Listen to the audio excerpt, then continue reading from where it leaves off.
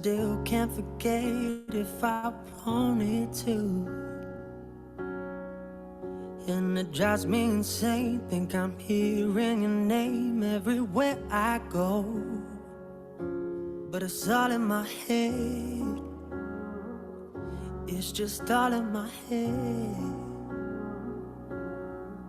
But you won't see me break. Call you up in 3 days or send you a bouquet saying it's a mistake. Drink my troubles away. One more glass of champagne and you know I'm the first to say that I'm not perfect, and you're the first to say you want the best thing.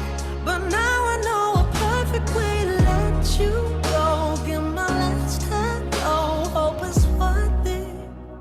Here's your perfect. My best was just fine. How I tried to be great for you. Flawed by design, and you love to remind me no matter what I do. But you won't see me break. Call you up in 3 days or send you a bouquet saying it's a mistake. Drink my troubles away. One more glass of champagne and you know I'm the first to say that I'm not perfect, and you're the first to say you want the best thing. But now I know a perfect way to let you go. Give my last hello, hope it's worth it. I'm the first to say that I'm not perfect, and you're the first to say you want the best things. But now I know a perfect way to let you go. Give my last hello, hope it's worth it. See,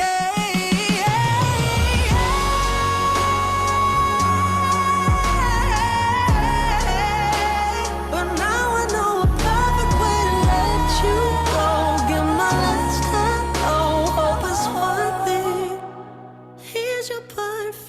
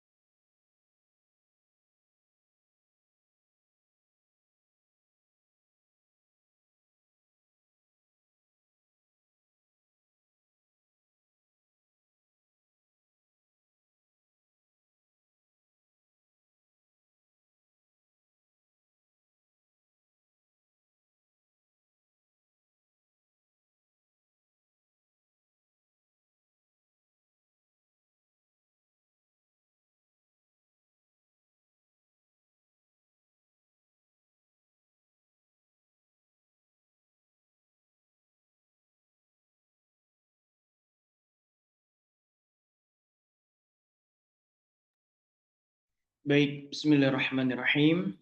Assalamualaikum warahmatullahi wabarakatuh. Teman-teman, Waalaikumsalam. oke. Teman-teman, suara saya jelas nggak ya? Boleh direspon dulu. Alhamdulillah jelas Kak. Alhamdulillah. Teman-teman yang lain gimana, jelas suaranya?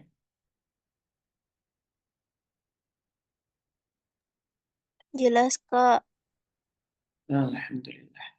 Baik, alhamdulillahirabbil alamin. Wassalatu wassalamu ala asrofil anbiya'i wal mursalin wa ala alihi wa sahbihi ajma'in. Amma ba'd. Allahumma shalli ala sayyidina Muhammad wa ala ali sayyidina Muhammad.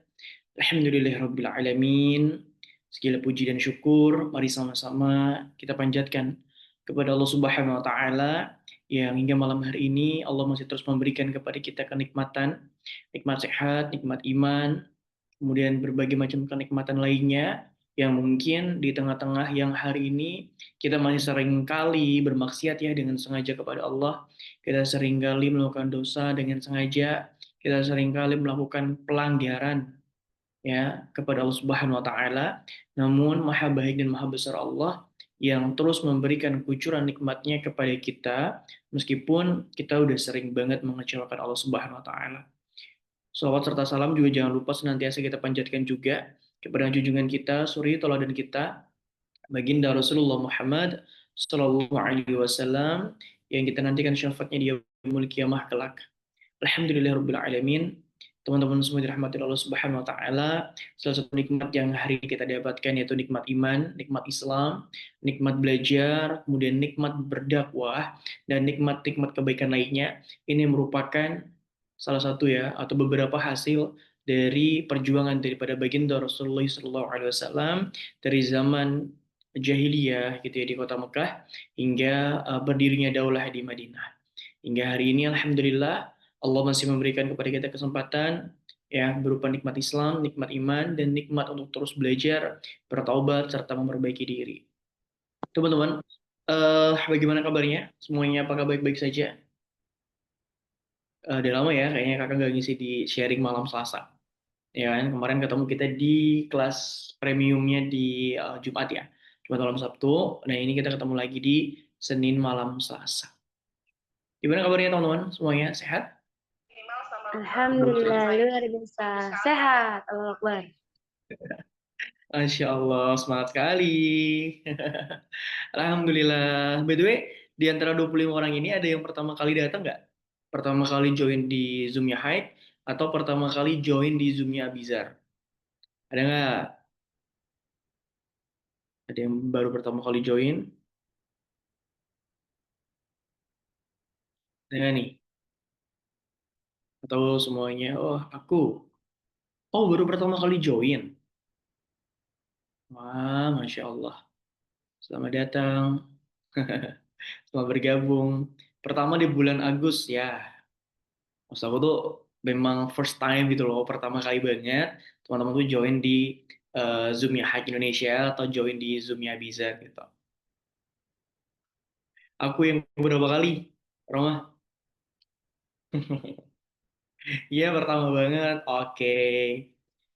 Baik, teman-teman, saya harapkan teman-teman semua di sini dalam keadaan saat ini dalam keadaan sehat dan seterusnya juga diberkahi kesehatannya, ya diberikan kebermanfaatan, digunakan untuk kebermanfaatan dan semoga aku doakan juga teman-teman semua selalu dikelilingi oleh orang-orang baik, selalu dikelilingi dengan hal-hal baik dan teman-teman semua selalu dilindungi oleh Allah Subhanahu Wa Taala dimanapun teman-teman berada. Ya, teman-teman, pada malam hari ini mungkin kita hanya sharing santai saja. Kita sharing santai tentang apa itu? Jerat pikiran. Wah, kalau kita berbicara tentang pikiran, pasti bayangan kita adalah tentang hal-hal yang mengganggu dalam pikiran kita. Dan itu mungkin saat ini banyak di antara teman-teman yang sedang mengalami itu. Makanya kenapa malam hari ini akan memilih tema ini dengan berbagai macam kasus ya yang ada di negara Konoha ini, mulai dari pemerintahnya gitu ya, DPR-nya yang suka joget-joget mungkin, kasus pajak yang terus naik, terus banyak sekali dipajakin, kasus royalti lagu mungkin ya yang juga sangat-sangat membuat kita pusing gimana sih aturannya gitu.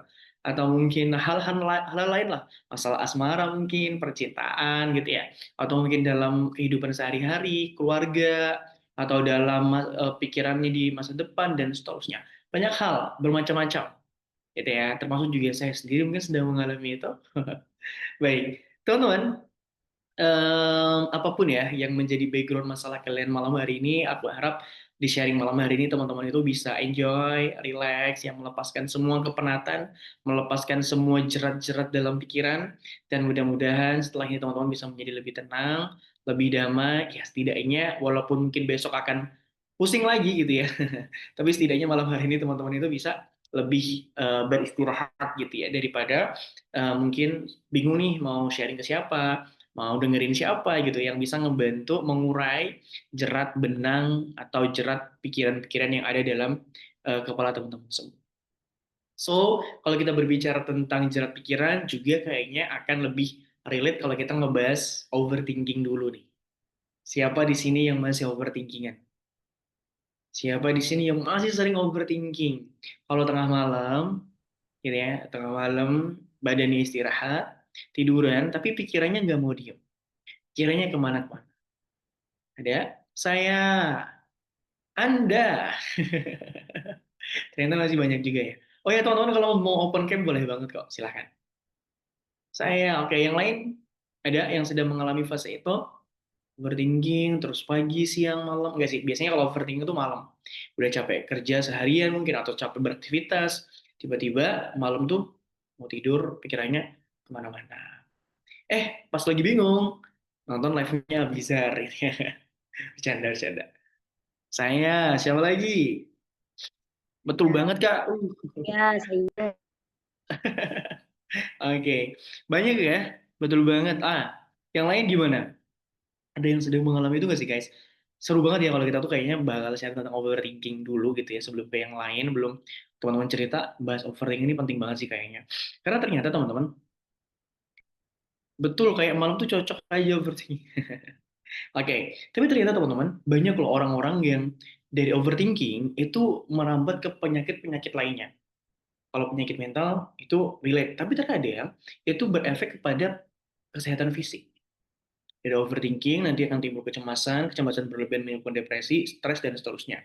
Dampaknya kemana? Dia bisa kena GERD, atau juga bisa berpengaruh ke nafsu makan, bisa juga ke jam istirahat yang kurang, yang ujungnya apa? Mudah sakit, lemah, sesak napas tuh, ya sesak napas, dan lain-lain gitu.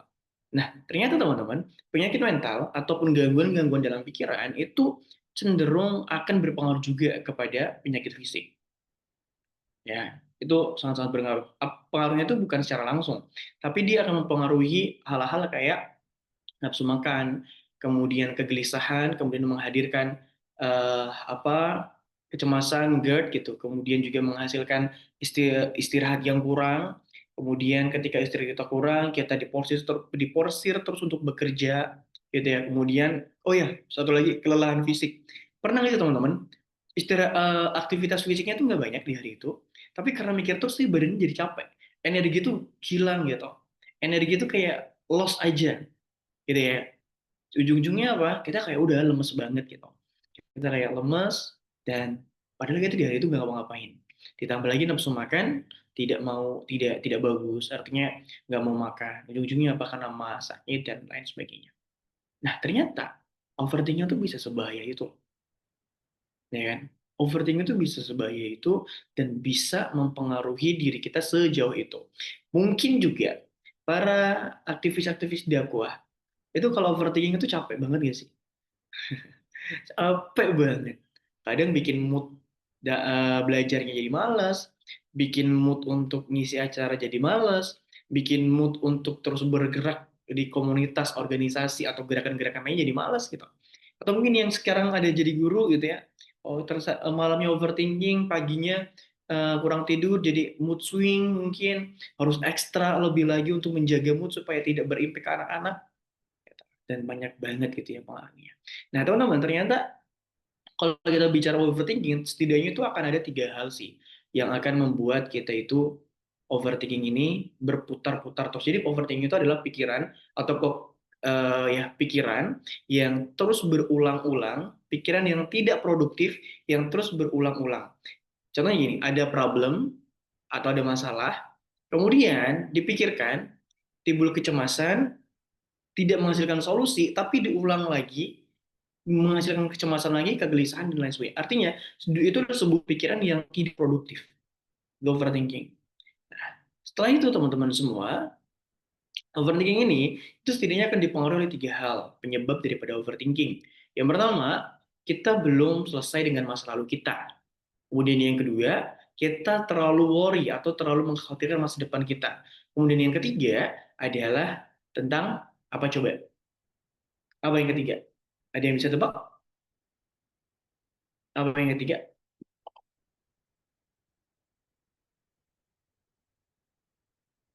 Yang ketiga apa coba?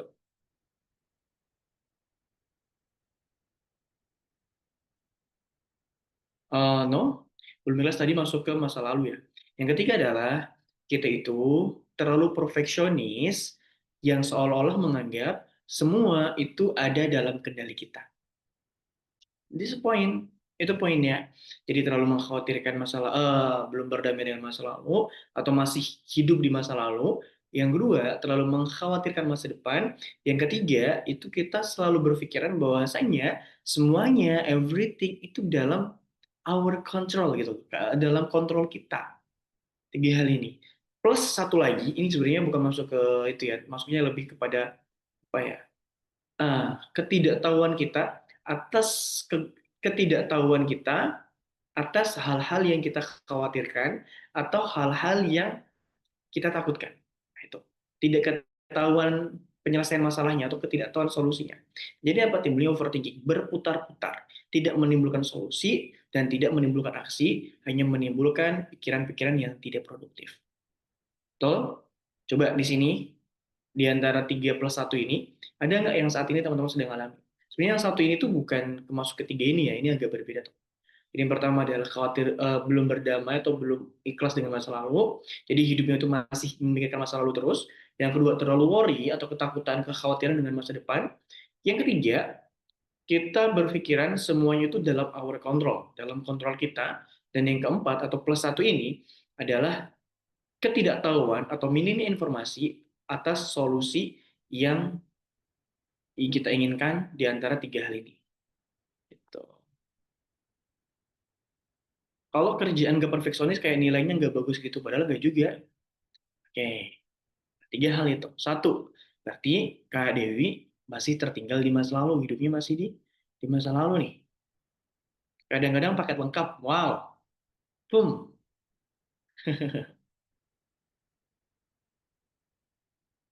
Teman-teman yang mana nih? Yang lain? Di antara tiga ini kalian yang mana? Nah, kalau ini terus berkutat, plus tidak diketahui solusi atau dalam menanganinya itu, inilah yang akan terjadi overthinking. Dia akan berputar-putar dalam kepala kita dan menjerat kita. Teman-teman sadar nggak sih sebenarnya kita itu seringkali bukan ucapan orang lain yang jahat kepada kita, bukan kata-kata orang lain yang jahat kepada kita, tapi yang jahat adalah pikiran kita sendiri terhadap diri kita. Teman-teman mungkin selalu ada perasaan insecure atau pernah mengalami insecure kayak kayaknya aku tuh nggak pantas deh buat dia, atau mungkin teman-teman pernah mikir kayak kayaknya aku tuh nggak pantas buat bahagia, aku tuh orangnya begini, aku tuh orangnya jelek, aku tuh ya, terkadang self talk yang negatif itu membuat kita itu jadi apa ya, kurang percaya diri, self confident kurang ya tak, dan itu juga akan berpengaruh juga nantinya kepada overthinking. Iya ya, dia mau nggak ya sama aku orangnya kayak gini, jelek dan seterusnya, apa, mental down dan lain sebagainya, ya kan? Kadang yang nyakitin kita dan membuat kita lemah itu bukan orang lain, tapi ucapan kita terhadap diri kita sendiri. Sadar atau tidak sadar, teman-teman ya, mengucapkan itu di saat mungkin kalian lagi ada perasaan insecure, atau mungkin kalian sedang mengalami perasaan yang tidak baik, terus seringkali teman-teman itu menjatuhkan diri kalian sendiri. Which is, that's not good guys. Ya, yeah, it's not good. Perasaan-perasaan kayak gitu itu coba dihilangin.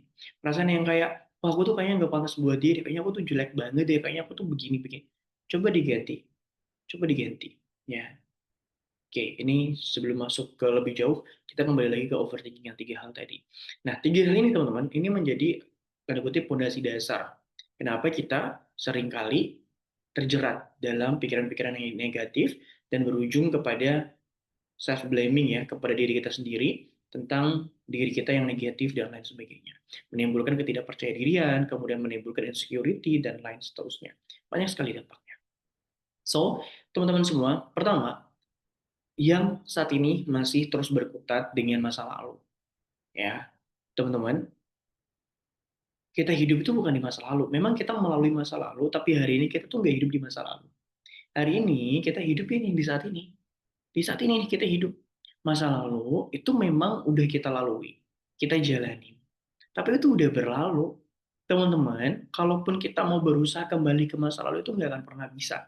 Waktu tidak bisa diputar kembali. Kejadian-kejadian di masa lalu juga nggak bisa kita ulangi lagi.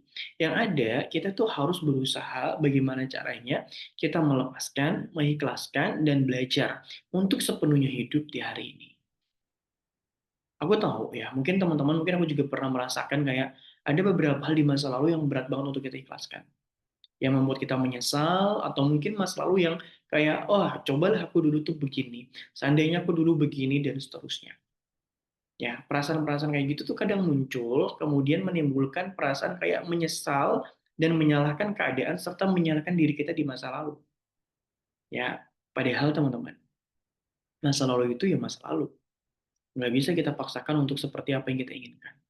Masa lalu itu udah terjadi. Dan Allah menggariskan sesuatu hal, itu pasti ada hikmah dan pasti ada tujuan. Bukan hanya sekedar menulis takdir, kemudian Allah melepaskan begitu saja. Tidak. Allah menulis takdir, itu ada tujuannya. Dan mungkin jika tidak terjadi masa lalu itu tidak membentuk kamu yang seperti saat ini. Tujuan Allah selalu baik. Terkadang kita selalu menilai kehidupan di masa lalu atau kehidupan di masa depan itu berdasarkan penilaian kita. Oke, gitu. Nah, teman-teman, kalau di masa lalu kamu belum selesai, coba malam hari ini, coba pikirkan deh, dari masa lalu itu, ada nggak sih satu hal yang teman-teman anggap kayak, oh ternyata di masa lalu ini membuat aku kayak bersyukur nih, ada nilai plus atau poin yang teman-teman dapatkan dari masa lalu. Coba deh, mungkin 1 minute or 2 minute, teman-teman silakan pikirkan, kayak apa sih satu hal dari masa lalu yang teman-teman anggap kurang baik tadi atau teman-teman anggap paling buruk, ada nggak dari satu hal yang buruk itu kebaikan yang muncul di sana? Coba refleksikan dulu.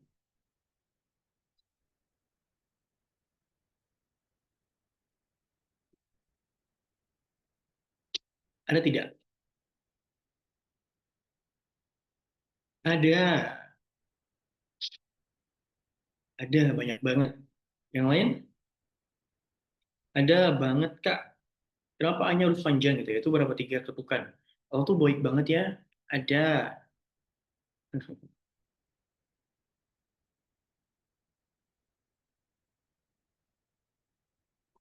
Oke. Tentunya ada kan? Ada. Guys, aku jadi belajar Kak dari segala hal itu. So, kakak tuh sering banget nyampein ya, dimanapun forum, selalu bilang kepada teman-teman yang mungkin saat ini sedang di fase itu atau pernah di fase itu, kakak selalu bilang, bisa jadi titik terendah kita itu adalah awal dari skenario indah Allah untuk hidup kita. Kakak selalu bilang itu di mana-mana. Kadang, kalau kita tidak ada di titik itu, apakah akan ada kita yang saat ini? Apakah ada pelajaran yang kita ambil? Atau apakah kita akan sedewasa ini? Padahal setiap kejadian itu selalu berikan dampak gitu ya. Kita yang saat ini itu adalah hasil dari apa yang kita alami di masa lalu. Dan kita di masa depan itu adalah hasil dari apa yang kita jalani hari ini. Masa lalu itu nggak akan bisa terulang lagi guys. Kamu mau nangis darah pun masa lalu nggak akan bisa diulang lagi. Hanya bisa kita ingat, ambil pelajarannya, ambil satu hal baiknya dari kejadian itu, jadikan itu pelajaran, jadikan itu pegangan, atau jadikan itu sebagai rambu-rambu.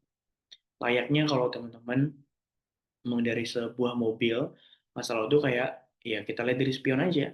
Bukan berarti kita harus kembali, kita nggak bisa kembali, tapi kita bisa jadikan itu sebagai rambu-rambu. Oh iya, aku mau belok nih, lihat spion dulu. Kayak teman-teman misalkan, oh iya aku mau mengambil langkah A, udah deh aku coba belajar dari masa lalu.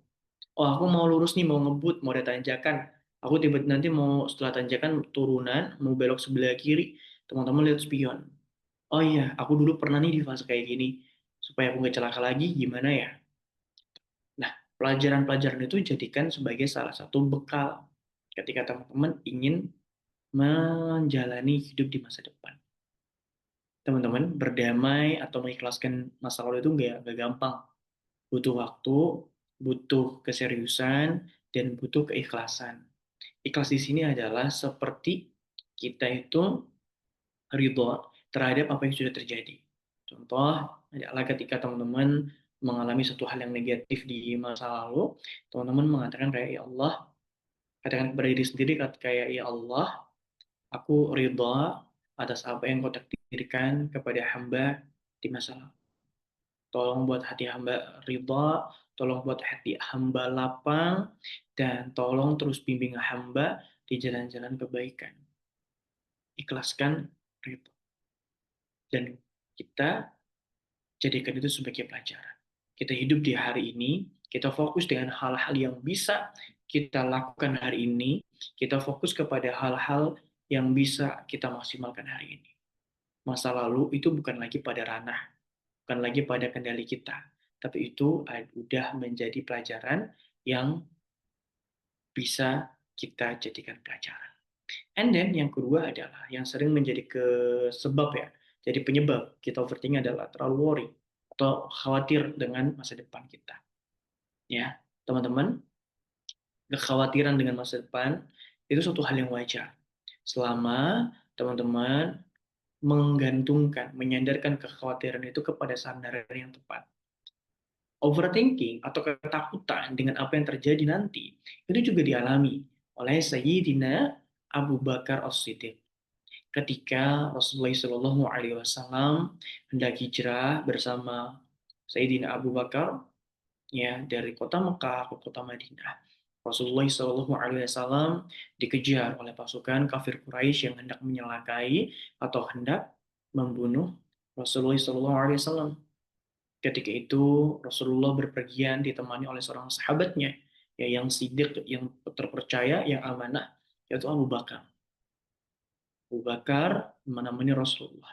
Hingga pada suatu ketika Rasulullah dan Abu Bakar sudah terdesak hingga mereka berdua Rasulullah dan Abu Bakar masuk ke dalam gua. Di gua itu Abu Bakar tuh sempat overthinking. Teman-teman bisa baca kisahnya ini di Quran surat At-Taubah ayat 40. Abu Bakar itu sempat overthinking. Apa yang di-overthinkkan oleh Abu Bakar? Ya Rasulullah, bagaimana nanti kalau pasukan Quraisy itu melihat ke bawah?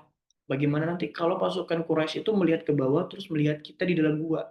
Kata Rasulullah apa? Wah, tenang wahai Abu Bakar, sesungguhnya Allah bersama kita. Ya, sesungguhnya Allah bersama kita. Jangan bersedih, jangan khawatir. Allah bersama kita. Kelas Abu Bakar saja masih overthinking, masih ada ketakutan. Artinya, Islam itu tidak melarang kita untuk menakuti sesuatu. Tapi yang Islam perhatikan adalah, ketika kamu takut, kamu lari kemana? Ketika kamu cemas, kamu menyandarkannya kemana? Yes, that's right. Tuh. Kita takut untuk menjadi apa ya rambu-rambu atau agar kita tuh lebih hati-hati lagi untuk memilih langkah. Takut dalam ranah tertentu itu boleh, tapi kalau udah berlebihan itu yang tidak boleh. Berlebihan hingga kamu tidak mau menyadarkannya kepada Allah, kamu tidak lagi percaya kepada Allah. Nah, which is itu yang salah, itu yang tidak baik. Tapi apabila ketika diri kamu tahu, aku takut ini, terus kamu mempercayakan kepada Allah, aku yakin engkau selalu bersama hamba. Ya Allah, aku yakin atas setiap rencana yang telah engkau tuliskan kepada hamba. Ya Allah, aku yakin atas semua yang engkau tuliskan dalam hidup hamba. Sembari kita ikhtiar dengan ikhtiar yang terbaik. Allah akan menolong kita dari jalan yang tidak kita sangka-sangka. Rasulullah dan Abu Bakar, yang pada saat itu Abu Bakar sudah mengalami ketakutan ya, tanda kutip kecemasan, karena takut nanti orang kafir Quraisy itu melihat ke bawah dan menyalakai Rasulullah. Yang ditakutkan Abu Bakar adalah orang kafir Quraisy nanti menyalakai Rasulullah. Abu Bakar nggak mau. Makanya Abu Bakar takut. Ya, tapi apa? Rasulullah yakin, tawakal kepada Allah dan pada akhirnya Allah yang menolong Rasulullah dan Abu Bakar. Itu menjadi teladan bagi kita. Ketika kita khawatir dengan suatu hal yang kita anggap negatif atau ketakutan-ketakutan itu, kita harus bertawakal kepada Allah. Tugas kita ikhtiar. Nah, perihal nanti bagaimana seterusnya dan bagaimana nanti hasilnya, itu kembali lagi bukan ranah kita, melainkan ranahnya Allah Subhanahu wa Ta'ala. Teman-teman, jangan bersedih atas apa yang saat ini kamu takutkan, atau jangan apa ya, jangan bersedih sih, kayak jangan terlalu mencemaskan. Ya, Allah yang sudah menuliskan segala sesuatunya bagi hamba-hambanya, dan Allah adalah sebaik-baik perencana. Ada satu ayat dalam Al-Quran ya, Quran surat Al-Hadid ya, kalau salah ayat 23. Allah sampaikan di dalam ayat itu, intinya agar kamu itu Kalau bersedih, jangan terlalu bersedih. Kemudian, kalau gembira, jangan terlalu gembira. Kenapa gini? Bukan berarti Islam itu melarang teman-teman untuk sedih atau melarang teman-teman itu untuk bergembira. Tidak.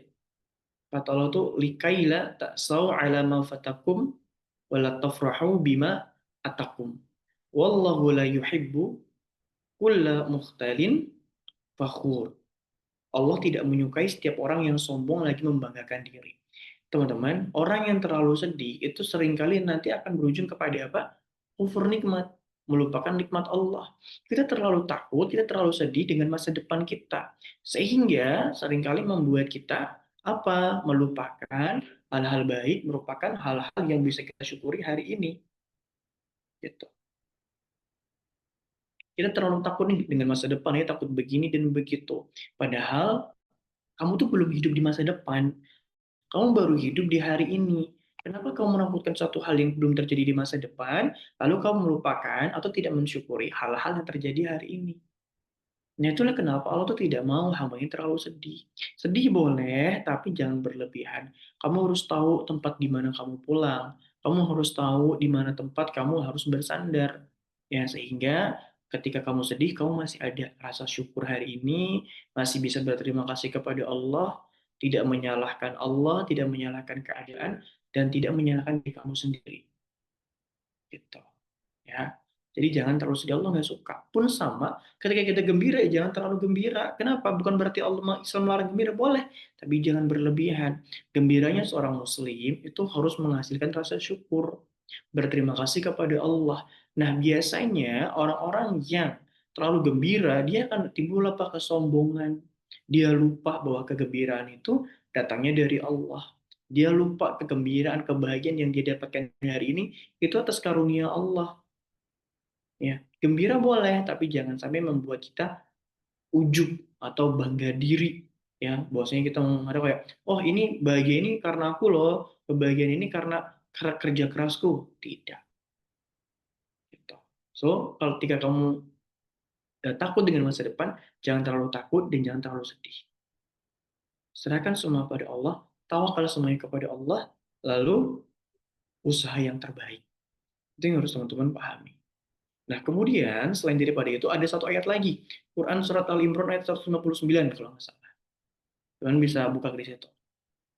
Intinya, kisah ini adalah kisah tentang bukan tentang perang Uhud, tapi setelah perang Uhud. Jadi perang Uhud teman-teman tahu kisahnya ya, bahwasanya dulu di perang Uhud itu kita tuh hampir menang, tapi karena ada ya beberapa sahabat yang tidak mendengar atau tidak mengindahkan perintahnya Rasulullah, sehingga pada hari itu, pada perang itu, kita kecolongan tuh di bagian itu, kita kecolongan di bagian pemanah itu, pemanah pada turun semuanya, sedangkan perang belum selesai, di situ Khalid bin Walid yang pada saat itu masih kafir, dia bermanuver, dia putar balik mengelilingi bukit yang tadinya harus adanya pemanah, dia pemanah karena turun ingin mengambil ghanimah, harta kekayaan gitu ya, sehingga nggak ada nih yang ngejagain Rasulullah. Setelah itu, pasukan Khalid bin Walid berhasil menembus benteng pertahanan umat Islam dan menyerang Rasulullah dan para sahabatnya di daerah pertahanan itu. Nah, itu Islam cukup apa ya, pasukan Islam tuh bisa dikatakan sedikit terpukul mundur lah akibat itu. Namun kata Allah di dalam ayat ini, Rasulullah nggak boleh marah, Rasulullah nggak boleh ini dan lain sebagainya. Intinya seperti itu. Nah, di situ dalam ayat itu Allah menyampaikan bahwa eh, apa Rasulullah tuh nggak boleh marah kepada pasukannya itu. Kita nggak boleh kayak Rasulullah nggak boleh, pokoknya ini nggak boleh marah kepada kepada pasukan itu dan diperintahkan untuk memaafkan dan memohonkan ampun untuk mereka. Kemudian apa disuruh bermusyawarah dengan mereka dalam segala urusan penting.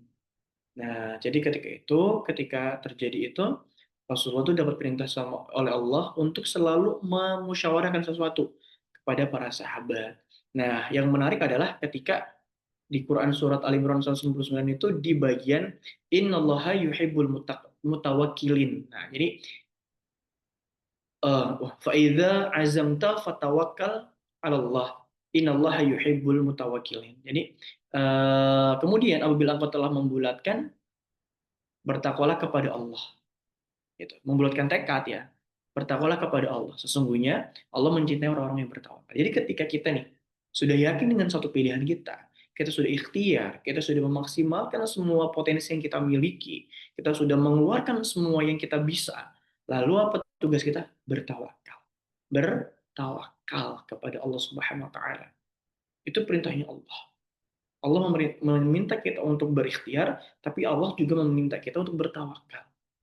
Bertawakal itu penting. Salah satu hal yang membuat hati kita tenang itu adalah kita, umat Islam khususnya ya, itu memiliki kepasrahan. Kepasrahan kepada Allah. Kita udah ikhtiar, kita pasrahkan. Kita ikhtiar A, kita ikhtiar B, jungkir balik misalkan gitu ya ikhtiarnya, kita punya kepasrahan, kita punya tempat bersandar. Beda sama orang-orang yang non-muslim atau orang-orang kafir yang dimana mereka tidak memiliki, atau orang yang tepatnya yang tidak memiliki agama gitu ya. Mereka tidak ada kepasrahan, mereka tidak memiliki kepasrahan dan tidak ada tempat untuk mereka bersandar. Beda dengan umat Islam, dan maka dari itu Islam ini agama yang begitu indah, mengajarkan kita ikhtiar dan juga mengajarkan kita untuk bertawakal kepada Allah Subhanahu wa taala. Nah, dalam hal kekhawatiran tentang masa depan, rumusnya kayak gitu. Kalau khawatir jangan terlalu khawatir, kalau kita takut jangan terlalu takut. Tugas kita ikhtiar, dan setelah ikhtiar bertawakallah kepada Allah. Innallaha yuhibbul mutawakkilin. Sesungguhnya Allah mencintai orang-orang yang bertawakal. Allah tuh merasa dibutuhkan. Allah itu akan merasa kita dekat ketika kita selalu memasrahkan semuanya kepada Allah. Jadi jangan lupa, umat Islam itu punya privilege. Apa privilege-nya? Selalu bertawakal kepada Allah Subhanahu. Kemudian yang ketiga nih, apa yang ketiga tadi? Kita merasa bahwasanya kita perfeksionis, kita bisa mengontrol semuanya. Padahal teman-teman, ada beberapa hal yang sebenarnya tidak bisa kita kontrol, termasuk dalam eh, hal masa depan ya, atau mungkin dalam yang terjadi di masa lalu. Itu ada banyak yang tidak bisa kita kendalikan. Itu ada banyak yang tidak bisa kita kontrol. Maka tugas kita adalah untuk memetakan mana bagian-bagian yang bisa kita kontrol dan mana bagian-bagian yang tidak bisa kita kontrol. Apabila ada bagian yang bisa kita kontrol, kita maksimalkan. Apabila kita tahu ini bukan bagian yang tidak bisa kita kontrol, maka kita pasrahkan. Kita harus sadar, kita tuh hamba. Kita bukan Tuhan yang bisa membuat semuanya menjadi sempurna. Kita aja tidak sempurna, bagaimana mungkin kita ingin membuat semuanya menjadi sempurna? Kita punya rencana, tapi Allah juga punya rencana. Kita punya kehendak, Allah juga punya kendali. Artinya, dalam beberapa hal seperti ini, teman-teman harus paham, tidak semuanya bisa teman-teman kontrol. Contohnya adalah omongan orang lain nggak bisa kita kontrol, penilaian orang lain terhadap kita nggak bisa kita kontrol, ya. Dan apapun yang di luar daripada kendali kita itu nggak bisa kita kontrol. Tugas kita adalah belajar untuk mengontrol apa-apa yang bisa kita kontrol. Sebelum merespon, usahakan kita sudah memilih dengan pilihan-pilihan yang terbaik. Ya, sebelum kita merespon satu hal, pastikan respon kita itu dipilih atas pilihan-pilihan yang terbaik. Seperti itu. Ya, jadi teman-teman, tiga hal ini di masa lalu, masa depan, dan perfeksionis kita menganggap kita bisa kita kontrol, itu yang harus teman-teman coba refleksikan kembali. Ya, supaya teman-teman juga bisa lebih tenang dalam menjalani kehidupan sehari-hari. Perasaan-perasaan overthinking setiap malam, setiap malam, tengah malam sebelum tidur itu membuat kita overthinking, ada overthinking yang terus menghantui pikiran, coba rilis pikiran itu. Coba lepaskan pikiran itu. Gimana melepaskannya? Ada beberapa hal. Bisa teman-teman dengan sholat, bermunajat kepada Allah. Yang kedua, maksudnya bermunajat itu kayak kita doa atau ngobrol sama Allah, ceritakan kekhawatiran kita dan titipkan hal itu kepada Allah. Yang kedua, teman-teman bisa journaling, bisa dituliskan ya. Yang ketiga, teman-teman bisa ceritakan kepada teman, sahabat, keluarga atau siapapun itu yang teman-teman percaya. Ya, jadi overthinking ini jika masih dalam keadaan yang masih wajar ya, it's okay teman-teman bisa kendalikan. Tapi kalau dianggap udah oh ini udah nggak wajar nih, udah nggak sehat, maka teman-teman bisa meminta pertolongan kepada profesional.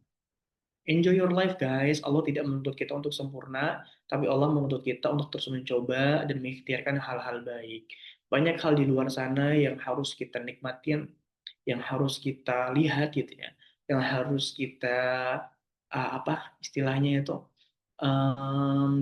bukan dapatkan sih, lebih kayak ya kita nikmatin gitu, kita nikmatin, kita enjoy di momen itu daripada kita terus berkutat dan terjerat dalam pikiran yang terus keliru.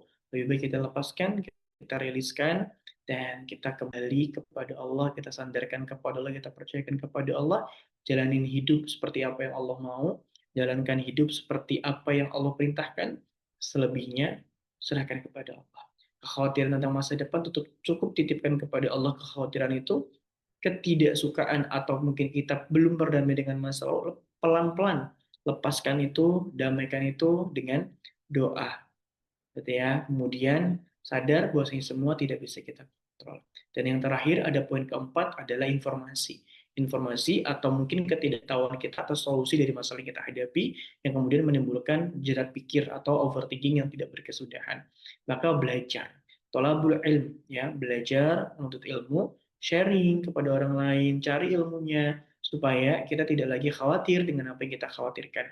Seringkali kekhawatiran itu muncul karena ketidaktahuan kita atas informasi atau solusi dari masalah yang kita hadapi. Atau coba cerita, sharing, belajar, untuk ilmu, baca buku, dan seterusnya. Nah, mungkin itu teman-teman untuk sharing pada malam hari ini. Udah sekitar 40 menit kita sharing, insya Allah. Jadi kalau ada yang mau ditanyakan, silahkan, kita akan banyak ngobrol aja malam hari ini, sharing santai. Jadi kalau teman-teman ada yang mau ditanyakan, dipersilahkan. Akan membuka pertanyaan, 5 pertanyaan untuk malam hari ini. 5 pertanyaan, jadi satu orang satu ya, jangan satu orang borong 5 gitu. Satu orang satu, dan jatahnya untuk 5 orang. Silakan, boleh raise hand terlebih dahulu. Silakan.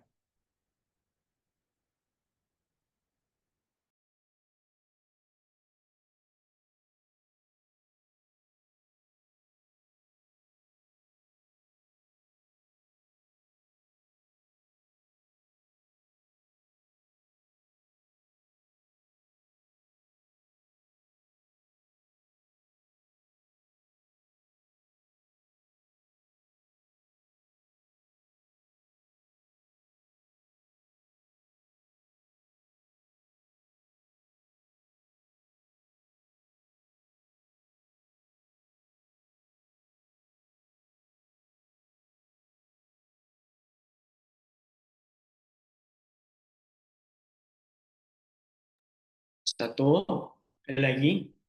4 lagi nih, jarang membuka sesi tanya jawab lebih dari 3. Biasanya kakak tuh selalu membatasi 3, malam ya 5 ya, atau 5 orang sih sebenarnya, 5 pertanyaan. Ada yang mau ditanyakan? Tidak ada? Kalau nggak ada, kita tutup. Oke, ada satu ya, sambil nunggu yang lain. Boleh kamu tanya apa? Halo Kak, suaranya terdengar jelas? Terdengar amat jelas kok, Roma. Terima kasih. Ya Kak, mau bertanya terkait dengan, kan ini tadi bahas overthinking. Nah, jadi gini Kak, ada seseorang yang pernah bercerita kepada aku gitu kan, terkait Oke. dengan overthinking dia, terkait dengan masalah dia dan lain sebagainya. Bahkan sampai ada yang pernah cerita juga dia sampai self harm dan lain sebagainya itu kan. Hah? Dan itu cukup membuat aku tuh ya gimana ya, sebagai pendengar kan Mhm. aku tidak bisa langsung apa ya, langsung ngasih solusi yang benar-benar gini loh, takutnya dia nanti nggak merasa merasa aman dan nyaman. Jadi kan aku harus membuat mereka tuh aman dan nyaman dulu kan Kak, pastinya. Nah, tapi ketika aku ingin membuat mereka tuh aman dan nyaman kepada aku belum tahu nih gimana nih gitu Kak. Ketika aku harus bersikapnya bagaimana, ketika aku tuh bagaimana nih harus menanggapi cerita mereka dan lain sebagainya. Ketika aku juga tahu kalau mereka tuh memang benar-benar sedang membutuhkan gitu kan. Apakah ya memang menjadi pendengar itu kan cukup ini juga gitu ya Kak ya. Tapi kan terkadang aku tuh ketika setelah menjadi pendengar energi aku tuh habis Kak. energi aku tuh habis gitu kan, dan aku tuh jadi mikir, nggak bisa gini gitu kan, mereka sedang membutuhkan. Jadi aku harus ya itu, harus tetap bisalah untuk selalu hadir gitu dalam keadaan-keadaan mereka. Tapi satu sisi kan aku suka kehabisan energi gitu. Nah, yang jadi pertanyaan aku tuh gimana Kak cara menanggapi cerita-cerita mereka yang memang yang tadi tuh kayak self harm dan sebagainya itu gimana baiknya gitu loh Kak, ketika apakah kita langsung ngasih nggak langsung ngasih solusi, tapi gimana baiknya gitu cara ngasih tahu merekanya gitu, mengarahkannya secara step by step-nya itu kayak gimana. Dan juga yang kedua itu, gimana nih untuk diri aku sendiri yang kemudian aku tuh kerap sekali gitu untuk kehabisan energi setelah aku tuh mendengarkan cerita mereka. Dan juga aku tuh suka kebawa suasana ketika mereka cerita gitu Kak, kayak, aku tuh suka sedih kayak gitu, kayak ikut nangis gitu kan ketika mereka cerita gitu kan terkait kehidupan mereka. Jadi itu sih yang membuat aku tuh kayak ketika aku sampai di rumah tuh kayak ngedown banget gitu, nggak ngedown tapi kayak berpikir gimana nih biar biar mereka tuh bisa ini lagi, balik lagi gitu kan, nggak self harm lagi, nggak overthinking dan sebagainya. Dan itu yang malah membuat aku overthinking gitu, Kak. Paham nggak, Kak, maksudnya? Insya Allah, insya Allah. Oke oke, gitu aja, Kak, terima kasih. Oke, baik. Ada dua pertanyaan di sini ya yang kakak notice. Pertama berkaitan dengan gimana sih cara mengarahkan mereka agar mereka itu tidak lagi melakukan hal negatif seperti self harm gitu atau melukai diri sendiri, nyakitin diri sendiri, atau mungkin ada keinginan hingga bunuh diri dan lain sebagainya. Kemudian pertanyaan kedua adalah gimana kayak jadi energi aku habis gitu ya, aku jadi lemas, lunglai, tak berdaya gitu mungkin ya. Sedangkan mereka itu membutuhkan aku gitu dan lain sebagainya gitu. Baik, pertama-tama teman-teman semua, ketika kita menghadapi beberapa orang yang mungkin di situ cukup kronis ya sakitnya, hingga self harm atau mungkin hingga ada tindakan-tindakan atau percobaan ke arah bunuh diri. Kakak sering banget mendengarkan cerita-cerita kayak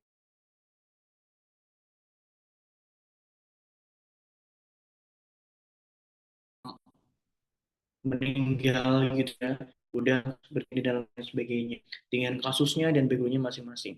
Capek nggak kak dengerin kayak gitu? Capek, capek banget guys, capek sekali sebenarnya. Nah, gimana caranya kak supaya mengarahkan gitu ya, kita bisa mengarahkan orang-orang yang kayak gitu?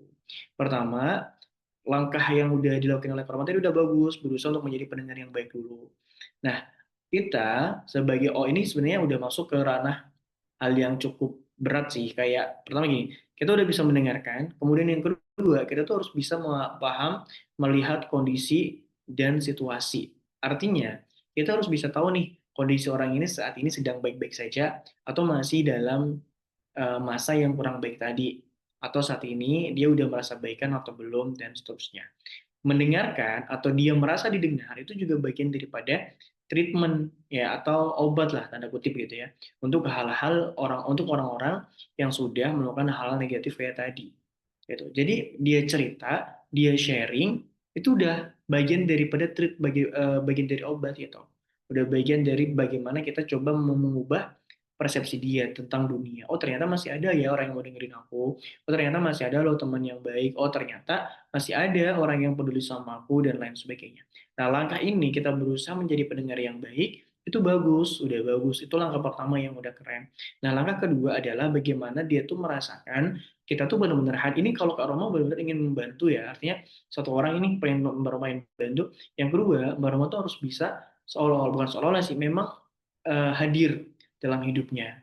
Gitu. Jadi Kak Roma itu kayak memberikan hidup Kak Roma itu juga bagian daripada hidup dia gitu. Jadi kayak oh aku tuh ketika sedih tuh masih ada yang nemenin aku. Oh ketika sedih aku tidak sebagainya. Tapi jangan sampai orang ini memiliki ketergantungan. Mungkin awal-awal dia akan memiliki ketergantungan kepada kamu. Oh cerita nanti kepada kamu, semuanya kepada kamu. Itu pertama-tama ya gitu.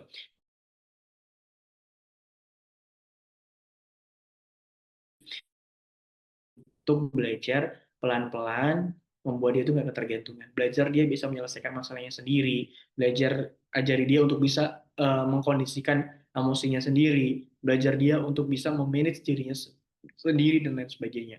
Nah, kayak gitu. Jadi stepnya itu kayak gitu. Pertama, jadi pendengar yang baik. Kedua, berusaha untuk hadir dalam hidupnya. Yang ketiga, nanti dia akan merasa tergantung sama kamu. Nah, ini harus pelan-pelan dilepas. harus pelan-pelan dilepas. Nah, setelah itu mas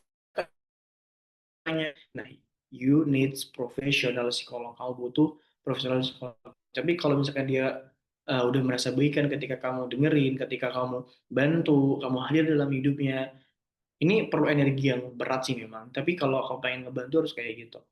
Kamu bisa kasih dia hal yang membuat dia senang, membuat dia bahagia, seperti itu. Dan pada akhirnya nanti dia nyaman, dan pelan-pelan kamu coba didik dan ajari dia tentang bagaimana memanajemen kehidupannya. Itu pertanyaan pertama. Pertanyaan yang kedua, berkaitan dengan energi gitu ya. Kurasa bukan ke rumah saja, karena saya juga mengalami kayak gitu. Saya kalau misalkan ini habis event nih, habis event, misal apa ya, urban, atau event high offline gitu, itu aku butuh 1 hari penuh untuk aku tuh cuman sekedar rebahan saja, kemudian baca buku, kemudian punya interaksi tuh di minim minim, mungkin sehari itu interaksi tuh cuma 30% deh sama orang itu. Sisanya aku me time dengan diri aku, makan, aku baca buku, aku mungkin ngaji, aku mungkin ke tempat guru gitu. Ini 30% mungkin, karena itu benar-benar capek sekali. Kamu tahu bahwa BTD itu butuh waktu 1 sampai 2 minggu untuk mulihin energi dia ketika dengerin cerita orang-orang kayak gitu. Ya, dia bisa 1 minggu lebih. Dan dia harus ke guru apa segala macam. Karena dia mungkin basicnya bukan psikolog, jadi agak berat untuk dia menerima cerita-cerita kayak gitu. Nah, kakak butuh waktu 1 hari untuk kayak, oke, relaksasi dulu. Gitu. Karena memang betul, kita tuh harus ngebantu banyak orang. Tapi sebelum kita ngebantu orang, kita harus ngebantu diri kita sendiri. Justru ketika kita tidak sehat secara mental, tidak siap secara fisik, ya, maka ujung-ujungnya kita tidak akan bisa memberikan satu hal yang maksimal juga. Gitu. Kita jadinya kayak alang kadarnya aja. Ya, yang penting tolong, yang penting dengerin. Tapi kita nggak bisa memberikan hasil yang maksimal. Maka tolong diri kita sebelum kita menolong orang lain. Pastikan kita tuh cukup gitu ya, energi kita cukup, semuanya emosional kita stabil, istirahat kita cukup, baru kita bisa memberikan pertolongan kepada orang lain. Karena gini, yang ada nanti ketika nggak stabil, kayak tadi Kak Rohma, aku mudah Kak nanti terbawa arus, dia sedih, aku jadi ikut sedih, dia nangis jadi ikut nangis. Yang sebenarnya kalau kamu ingin menjadi tanda kutip pendengar yang baik, atau pendengar cerita yang baik, atau ya intinya gitu ya, mendengarkan masalah orang gitu, itu tuh nggak boleh lo terbawa arus. Kenapa? Karena kalau kita udah terbawa emosi, kita yang memberi saran atau orang yang dianggap bisa memberikan feedback yang baik tadi, itu nggak akan lagi menggunakan rasionalitasnya, kita akan menggunakan perasaan nanti ujung-ujungnya gitu.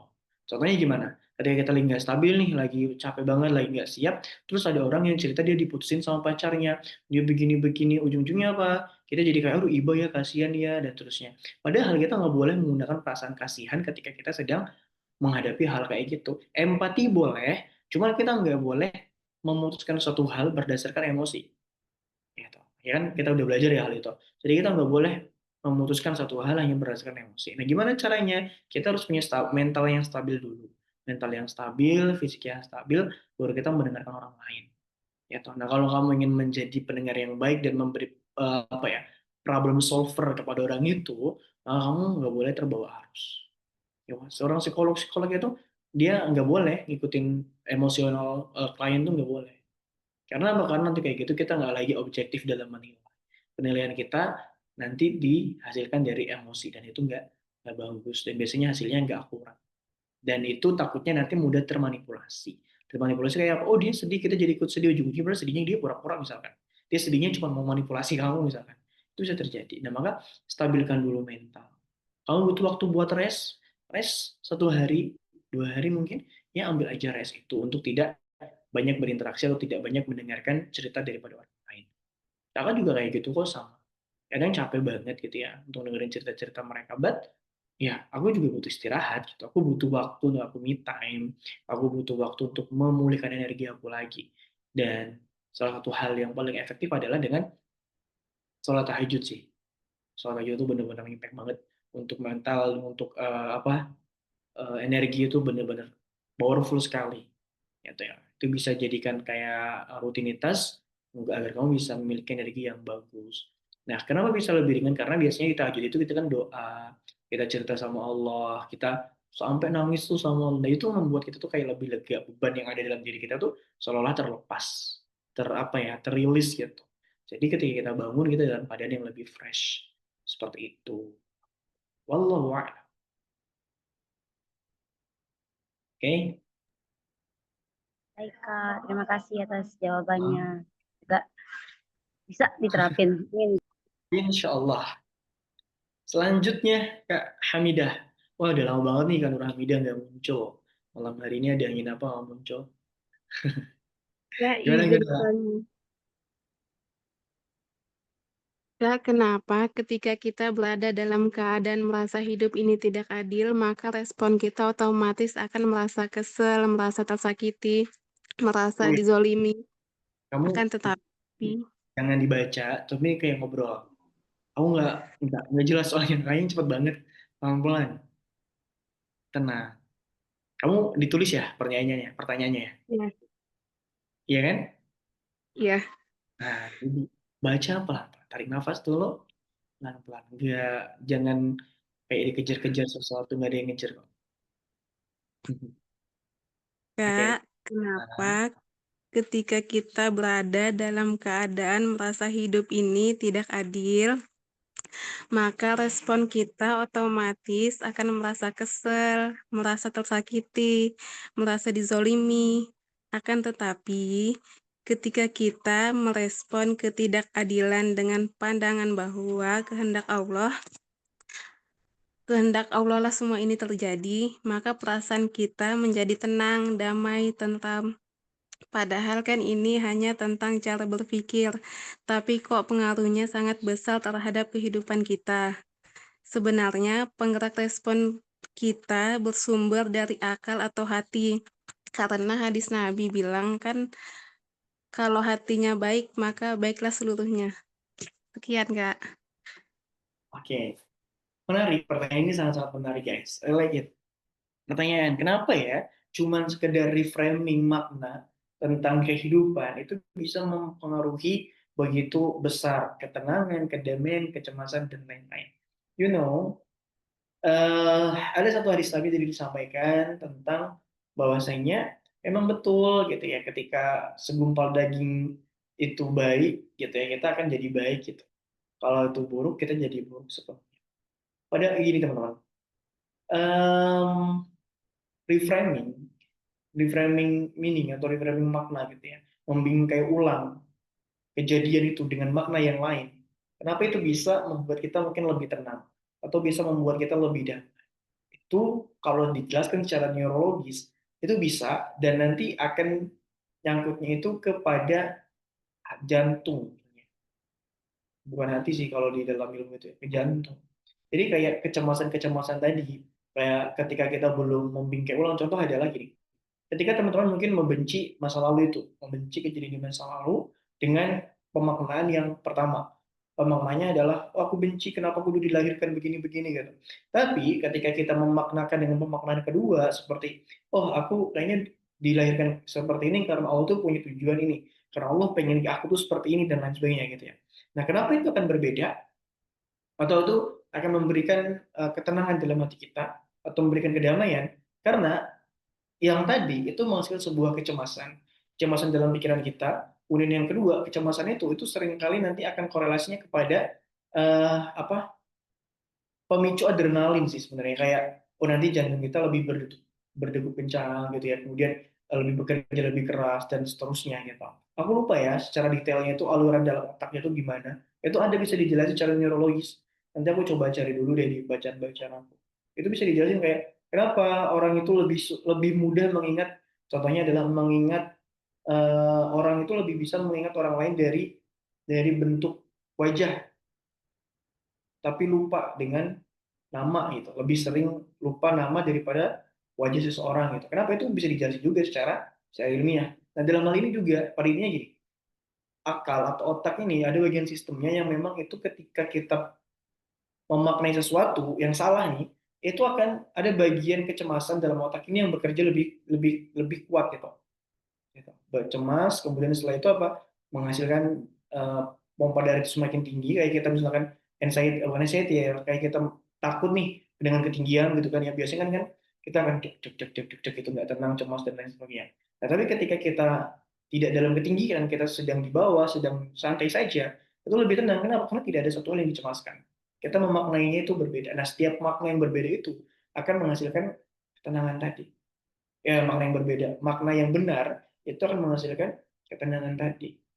Itu. Nah, contoh sederhananya kayak apa ya? Yang bisa gue contohin itu misal Kak Hamidah takut apa gitu. Saya takut ketinggian tadi. Kenapa bisa cemas? Kenapa bisa nggak tenang? Ya karena apa?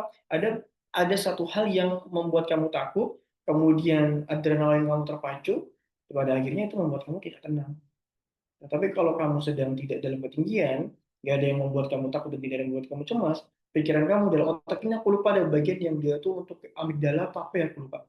Jadi bagian kecemasan ini yang itu calm down itu tenang karena tidak ada ancaman di sana. Tuh, itulah kurang lebih ya Kak siapa? Kak Hamidah aku agak lupa juga ya. Bagian otak itu bisa dijelaskan secara neurologis, dan aku lupa aja alurnya gimana. Bagian otaknya itu apa ya mungkin ada dari indera ini nanti ke talamus, nanti ke hipotalamus, nanti akan ke seterusnya, dan seterusnya. Aku lupa. Ya, pada intinya itu bisa dijelaskan secara ilmiah dan itulah kekuatan reframing. Reframing itu atau manipulasi dalam pemikiran kita sehingga tidak membuat otak atau akal kita tuh menjadi cemas. Dan ketika kita tidak cemas atau merasa aman, disitulah hati juga akan menjadi tenang. Nah, salah satu hal yang mungkin sering ditanyakan, aku masih diangkat satu dari bacaan buku aku yang mengatakan, kenapa orang itu lebih suka, bukan lebih suka, lebih mudah mengingat wajah daripada nama. Pernah nggak teman-teman lupa namanya tapi ingat mukanya? Atau ketika ingat muka atau ketika lihat orangnya, lalu bisa baru ingat namanya. Itu bisa dijelasin secara neurologis. Gitu. Ternyata manusia itu memang lebih mudah untuk mengingat satu hal yang visual. Yang kalau visual gitu. Kenapa visual bisa lebih mudah diingat? Karena di situ ada banyak komponen-komponen yang bisa diingat. Contoh wajah orang. Itu apa yang bisa diingat? Mungkin senyumnya, mungkin matanya, mungkin hidungnya, mungkin keningnya, mungkin pipinya, mungkin warna kulitnya, mungkin posturnya, gitu ya. Yang dimana itu ketika kita melihat komponen-komponen itu kita jadi dalam otak itu kayak kerja komponen komponen ini tadi itu mendefinisikan namanya misalkan Siti, oh Siti gitu. Nah itu ada, bisa dijelasin. Nah, kurang lebih seperti itu. Jadi keamidan artinya ketika kita membingkai ulang makna, itu akan membuat kita tuh tidak cemas karena tidak ada satu hal yang mungkin membuat kita terancam, tidak membuat kita takut, dan lain sebagainya. Dan itu yang membuat hati kita lebih tenang. Kalau dengan pemaknaan yang awal, mungkin hati kita jadi cemas dan takut dan seterusnya. Intinya itu perihal pembingkaian ulang saja. Dan itu perlu dilatih. Jadi mungkin satu kali, dua kali masih belum bisa terasa, tapi ketika kamu bisa membingkai ulang terus-menerus setiap kejadian yang terjadi, itu nanti akan menjadi satu hal yang positif dalam diri kamu. Itu Kak Hamid ya. Bisa dipahami ya? Ya Kak, syukron. Oke, top. Selanjutnya, ada beberapa pertanyaan di sini.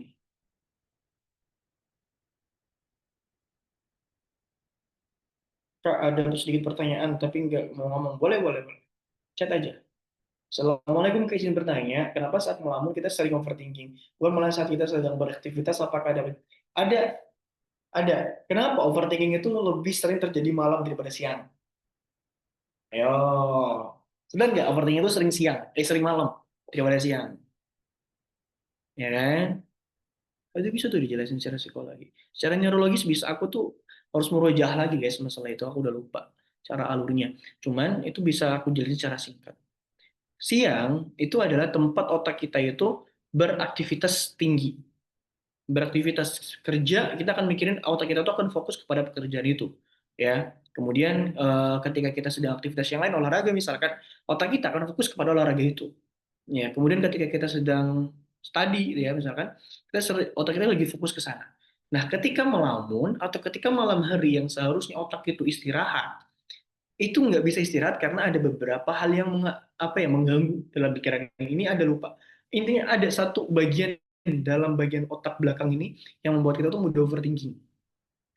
Nah, tapi sederhananya aku jelasin adalah itu terjadi karena otak kita sedang tidak aktif bekerja pada melamun dan juga pada malam hari. Tapi kalau otak mungkin ada yang guru atau ada yang kerja di kantoran, kita jarang overthinking pada saat kerja, pada saat siang. Tapi seringkali kita overthinking akan muncul pada malam hari. Ada bagian otak yang dia tuh seharusnya off, tapi terus aktif tuh. Kenapa? Karena ada kecemasan yang menghantui, ada ketakutan yang menghantui dirinya, atau ada satu kekhawatiran yang itu timbul di dalam pikirannya. Artinya aktif gitu. Tapi kalau kita siang atau ketika kita sedang kerja, otak kita fokus mikirin itu. Gitu. Otak itu cenderung bisa fokus kepada satu hal yang sedang dia lakukan. Nah, tapi kalau misalkan dia lagi off, nah ini nih mulai timbul pikiran-pikiran yang lain yang itu dimunculkan dari satu bagian otak, aku lupa amigdala atau apa gitu ya. Itu muncul tiba-tiba. Itu kenapa melamun dan malam hari sering overthinking. Kurang lebih seperti itu. Kak, kenapa orang-orang yang sudah tiada nggak pernah mampir ke mimpi kita dan hampir udah lupa Kak sama suara dan wajahnya Kak? Wallahu alam, kenapa orang itu nggak mampir ke mimpi kita? Wallahu alam. Tapi kalau secara psikologi bisa dijelasin juga loh mimpi itu asalnya dari mana dan lain sebagainya. Cuman aku kurang hafal di bagian itu ya, kurang kurang apa ya? Kurang ilmu lah di bagian ilmu mimpi gitu ya. Itu sebenarnya bisa dibuat loh mimpi itu. Hmm. Apalagi kamu ada mengalami ketakutan, kecemasan, nah itu bisa tuh jadiin mimpi biasanya. Tapi aku lupa, aku kurang kurang kurang mendetail di hal ini. Ketika kita itu dihadapkan dengan hal-hal yang tidak sesuai ekspektasi, kita mencoba menenangkan hati dan pikiran dengan ingat bahwa ini tuh yang terbaik dari Allah. It's okay, Allah baik kok, nggak pernah kan Allah jahat sama kamu selama ini. Tapi masih menangis, sedih cara manage pikiran sama perasaan yang tepat gimana ya Kak? Soalnya makin kita suruh udah nggak usah nangis, itu okay, tapi masih sedih. Nangis itu nggak salah, nangis itu nggak salah. Jadi kalau kamu memang pengen nangis ya nggak apa-apa, nangis aja. Aku juga kadang nangis aja, nggak apa-apa. Kalau kamu pengen nangis, nangis aja. Orang Nabi Yakub aja nangis kok. Rasulullah juga pernah nangis kok. Nggak ada masalah, nangis nangis aja, rilis aja emosinya, emosinya dengan nangis. Gitu, nggak apa-apa. Nanti kalau udah nangis, yang penting, oh ya, oh kayaknya butuh Allah deh, aku mau sholat. Gitu. Oh iya, aku harus doa sama Allah. Aku harus persain sama Allah. Itu. Tapi kalau kamu sedang nangis, ya nangis aja, nggak apa-apa. Nggak ada yang larang kamu nangis. Nangis aja. Justru ketika kamu tahan-tahan, ketika kamu ini, itu kamu kayak itu membohongi diri kamu sendiri. Kalau memang perasaannya perasaannya lagi sedih dan pengen nangis, nggak ada kok, nggak apa-apa kok. Nggak apa-apa mau nangis. Kak, tapi malu. Malu sama siapa?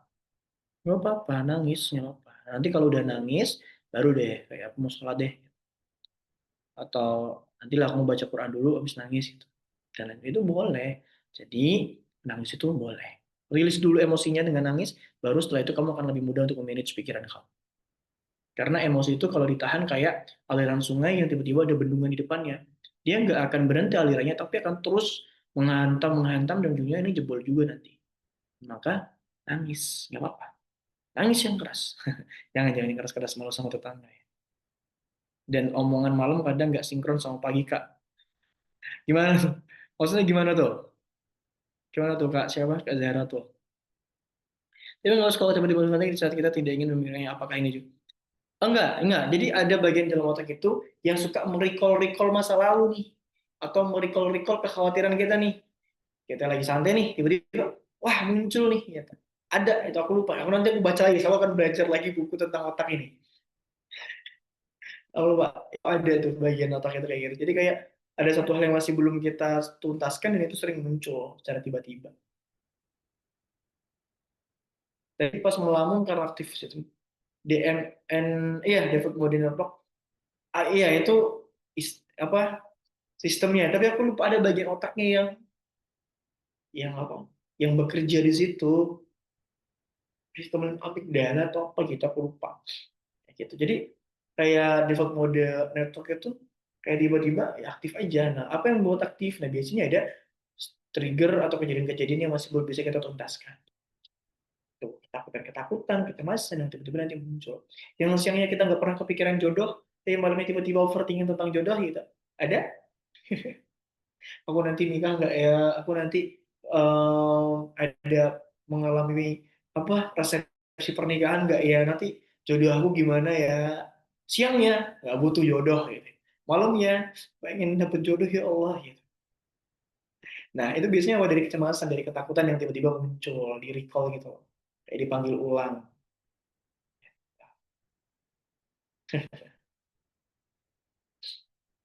Itu guys, itu yang overthinking itu seribet itu sih memang.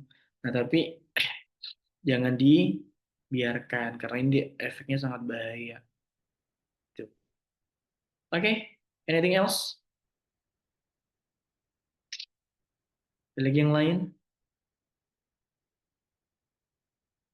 Kak, Hmm, coba nih, em, jadi aku mau sedikit sharing ya.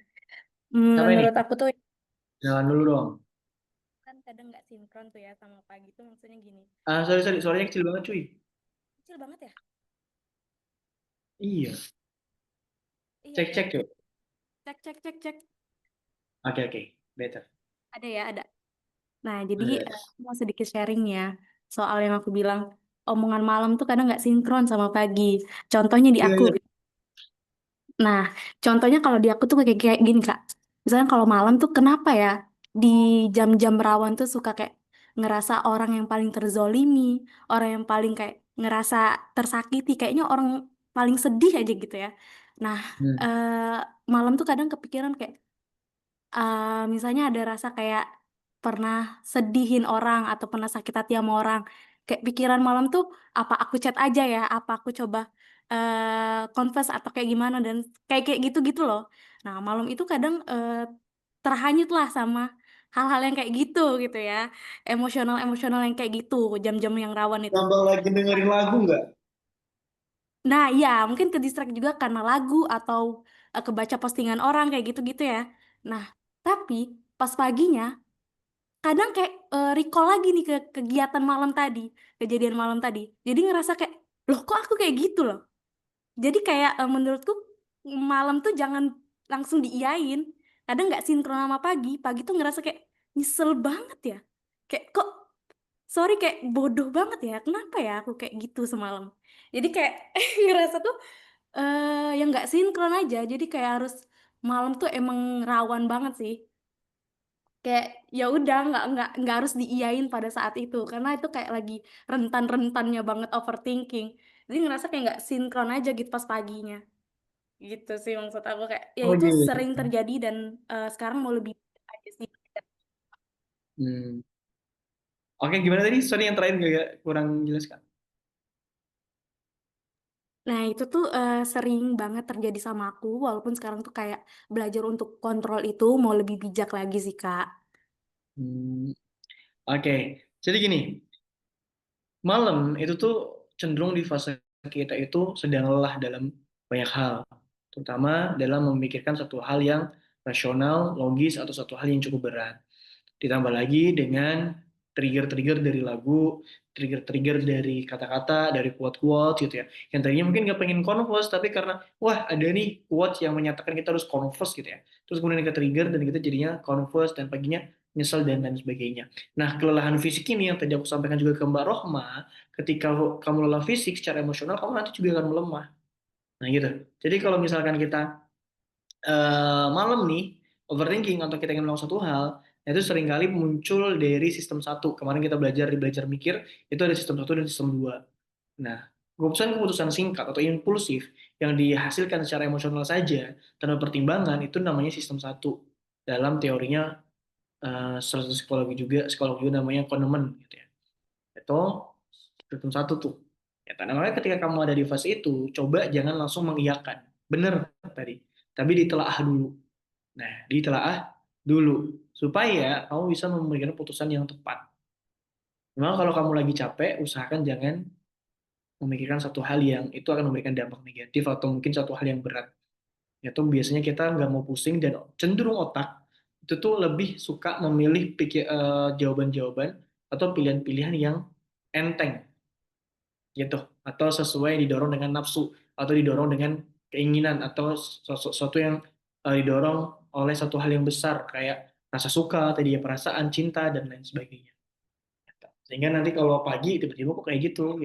Karena secara fisik kamu sedang lemah, emosional juga sedang lemah. Maka usahakan untuk jangan mengambil kesimpulan di saat kamu lagi tidak stabil. Tuh, apalagi ya ada lagu, aduh, lagi pengen converse lagunya Butterfly Era gitu ya. dan seterusnya. Ini Iya, iya, benar-benar setuju sih, Kak.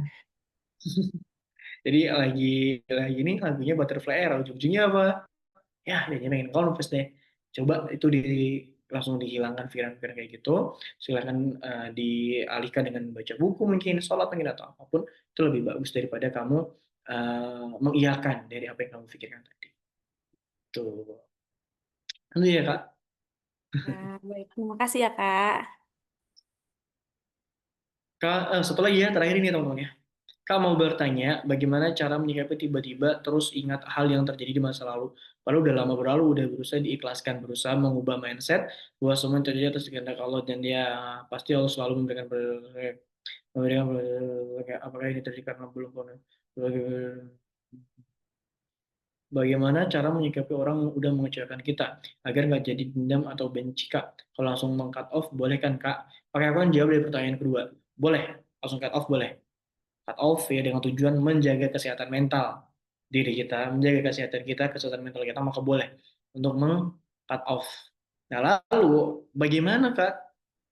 Kita sering kali teringat kejadian-kejadian di masa lalu. Jadi di dalam bagian otak itu ada namanya hippocampus. Untuk bisa cek, search, cari jurnalnya, cari pelajarannya tentang hippocampus. Nah, salah satu tugas dia adalah dia akan merecall ya atau memanggil ulang memori atau pengalaman masa lalu ya. Jadi kalau hipokampus aktif ini seringkali kita mengulang-ulang kenangan atau kesalahan lama. Inilah yang bikin kita tuh terjebak di masa lalu nih si otak ini, si bagian otak ini teman-teman bisa search, bisa cari. Namanya hipokampus. Nah, jadi overthinking dengan masa lalu ini ya atau overthinking dari ketakutan ini dihasilkan dari 3 bagian otak kalau nggak salah ya, yaitu PFC, amigdala, kemudian hippocampus ya. PFC yang dia tuh untuk sebenarnya uh, ini ya untuk mempertimbangkan salah benar harusnya dia istirahat tapi dia aktif gitu ya, terlalu mikir. Kemudian ketika dia memikirkan mempertimbangkan satu hal kayak oh ini nanti gimana, oh dulu aku bagaimana jika A B C D, yang ujung-ujungnya apa tidak ketemu solusi, timbullah cemas. Nah terlalu cemas ini itu yang mengeluarkan itu amigdala ya. Nah, amigdala itu tuh untuk mendeteksi bahaya. Nah, jadi kalau kita udah mikir satu hal yang negatif dan kita nggak punya solusinya, kan akan timbul apa cemas tuh.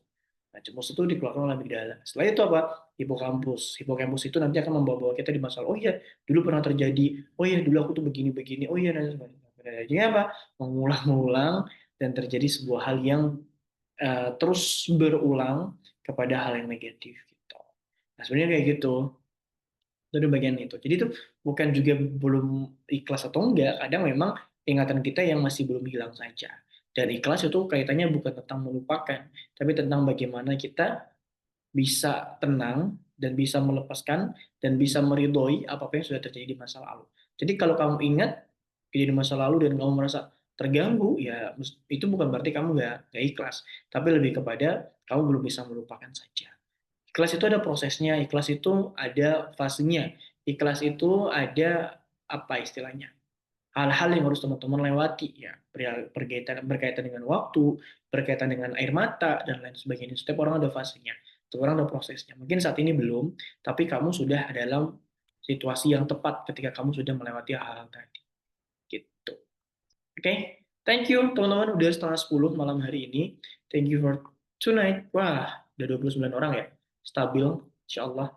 Terima kasih banyak buat semuanya, buat Kak Inaya, Kak Rohma, Kak Zahratul, Kak Nindya, Kak Inun, Kak Risma, Kak Tri, Kak Sakina, Kak Dewi, Kak Marisa, Kak Hati, Kak Afifah, Kak Jihan, Kak Widi, Kak Denisa, Kak Anissa, Kak Ana, Kak Anita ya, sorry. Kak Eva, Kak Gina, Kak Fatima, Kak Ulfa, Kak siapa nih? Trisa Gita, Kak Nuramida, Kak Ayu Agustina dan semuanya, Kak Andini, Kak Anissa, Kak Ami, Kak Nadine. Thank you, thank you. Dan sampai jumpa di pertemuan selanjutnya. Dan insya Allah nanti di besok ya ada kajian di Akademi Pranikah agar kamu tidak salah pilih judulnya. Kemudian nanti di hari Jumat malam Sabtu ada belajar mikir episode 2. Nah, teman harus ikut di sana. Kemudian yang sama aku juga soalnya yang Senin depan di sharing terakhir di bulan Agustus itu nanti akan ada siapa? Akan ada seseorang yang spesial. bersama Babe Teddy ya, bersama Babe Teddy dan temannya. Siapa temannya? Ya, nggak tahu nanti ya. Oke, thank you semuanya. Selamat beristirahat. Udah nih, ini istirahat nih ya. Udah malam. Jangan overthinking, overthinking, overthinking dan lain-lain di release, dibuang jauh-jauh gitu ya. Kembalikan semuanya kepada Allah. Titipin kekhawatiran, kecemasan, ketakutan itu kepada Allah lewat doa, lewat sholat, lewat apa? Ya, lewat doa, lewat sholat, lewat munajat kepada Allah. Thank you semuanya. Dan overthinking semoga hari Ahad, hari Muhat selalu. Wah, oke. Thank you semuanya. Selamat beristirahat. Kita tutup dengan istighfar 3 kali. Astagfirullahaladzim, astagfirullahaladzim, astagfirullahaladzim.